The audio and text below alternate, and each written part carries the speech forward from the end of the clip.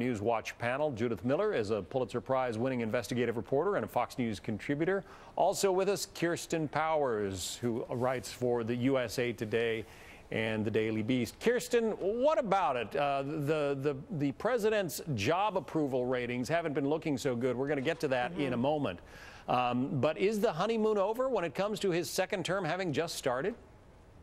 Well, historically, in the last four presidents who've won re-election, with the exception of Clinton, there's always a dip around this time. So it would be consistent with that. It seems that the president is having, with his approval ratings, I think are around 47%, which are down from what they were right after the election. So, yeah, I mean, it's fair to say that that the honeymoon was over, though historically I think it's pretty common. But, Judy, the Republicans caved on things like the fiscal cliff and the debt ceiling. It seemed like he was on a roll there in the early weeks.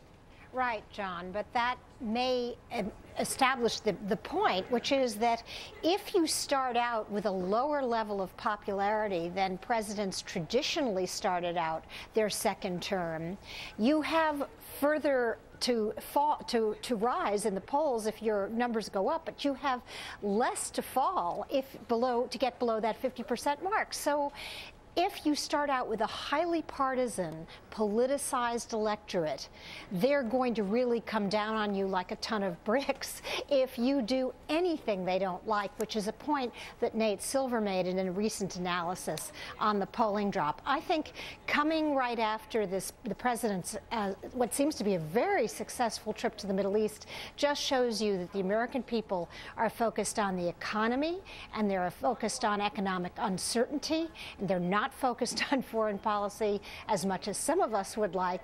They really care about whether or not he's going to deliver any economic prosperity in the second term. Yeah, as we look at that video of the president, shaking hands with world leaders in the Middle East, yeah, the issues in this country probably still resolve around jobs and the economy. When you look at the approval ratings from the last Fox News poll, pretty much tied, 47% on approval of the job the president is doing.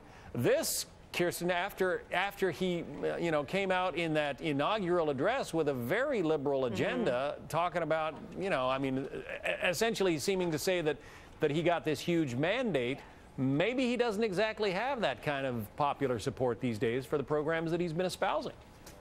Well, I, of course, was one of the lone people who didn't think that was a liberal inaugural address, but I think that was pretty mainstream. But he did lay out, I think, especially in the State of the Union, some very clear markers, specifically on gun control and saying over and over that all these people deserve a vote, and now we see that actually one of the key components, an assault weapons ban, isn't going to be part of the bill. And so I think that he is being held to the standards of what he laid out, and people are probably disappointed. There's also the sequester. I think they gambled on that and thought they were going to be make the Republicans look bad, and it doesn't seem to have really played out that way. So, there are different things that are playing into this, but like I said, historically, this is pretty common.